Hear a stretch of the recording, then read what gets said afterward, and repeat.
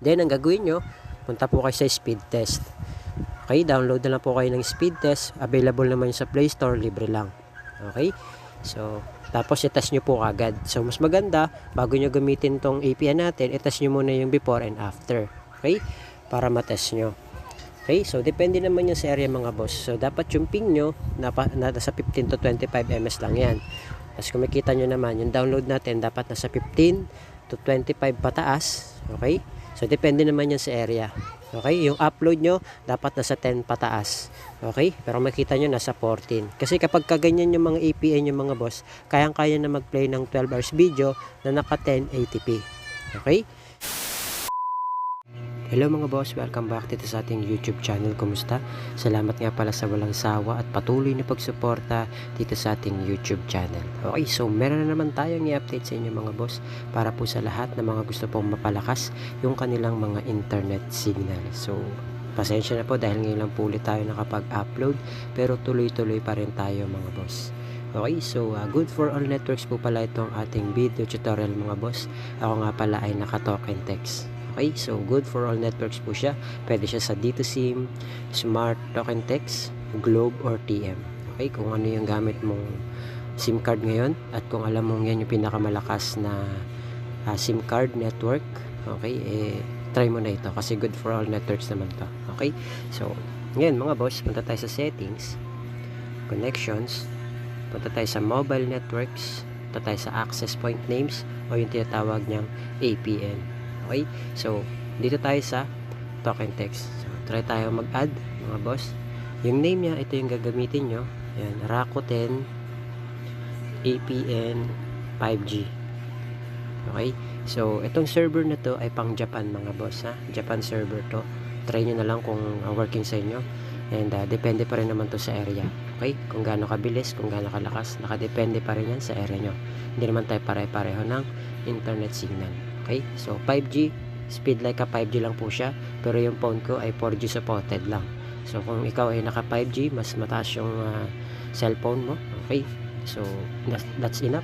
Okay, so basta ito ay working sa 4G o kaya 5G na phone ha. Pero yung 5G nakalagay dyan is good for 4G and 5G. Okay, speed like 5G lang po siya. Check natin yung okay. Tapos ito yung magiging APN natin mga boss. Lagyan nyo lang dyan rmobile yan .internet JP pala, jp.internet yan.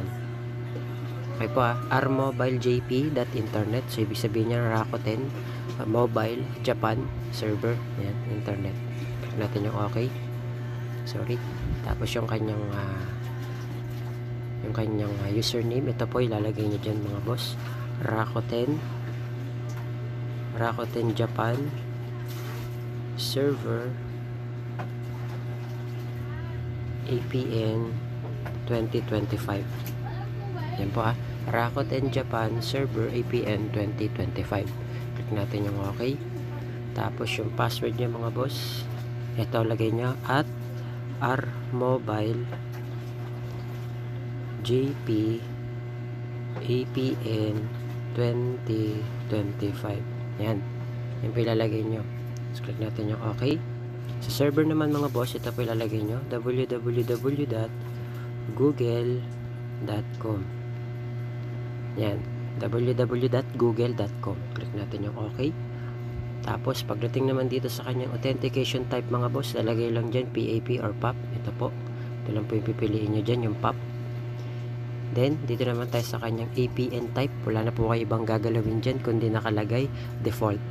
Okay? Click nyo na lang po or pwede nyo i-type default. Basta nakalagay dyan default. Click natin yung okay. Tapos yung kanyang APN protocol mga boss, IPv4, IPv6. Click natin yan. Yung APN roaming protocol naman niya, IPv4, IPv6 din.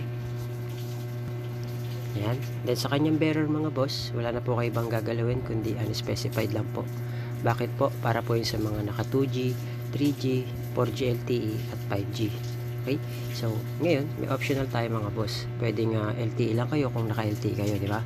Kung naka LTE kayo, click nyo lang LTE or unspecified. So, dalawa.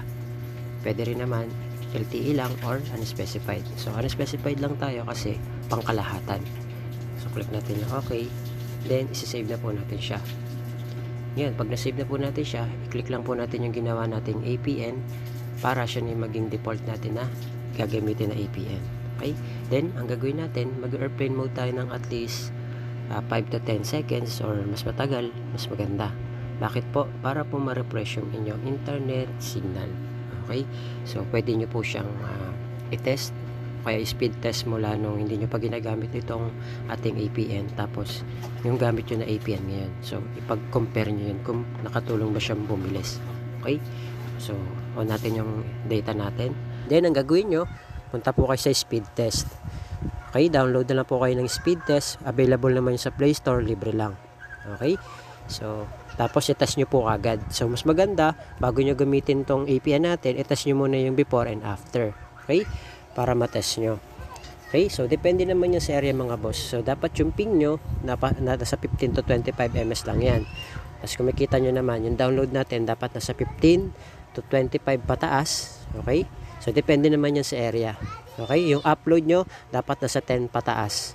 Okay? Pero makita nyo, nasa 14. Kasi kapag kaganyan yung mga APN yung mga boss, kayang-kaya na mag-play ng 12 hours video na naka 1080p. Okay? So, ngayon, ito-try po kagad natin yan sa YouTube. Ngayon mga boss, try natin siya sa YouTube. Okay? Then, hanap tayo ng 12 hours video. So, try natin to. Ito yung madalas kong i-play mga boss.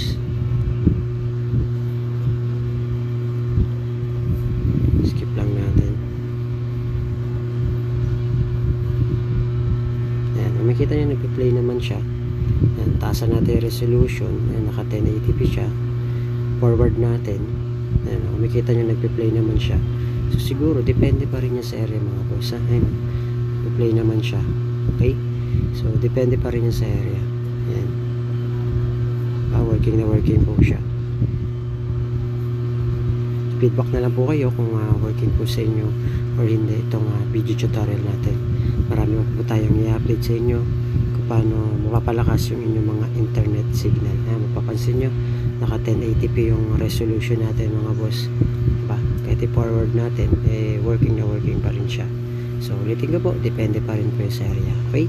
Mag-feedback po kayo kung working po sa inyo or hindi itong ating video tutorial. And huwag kalimutan na i-share itong video natin sa lahat po ng inyong social media account. Okay?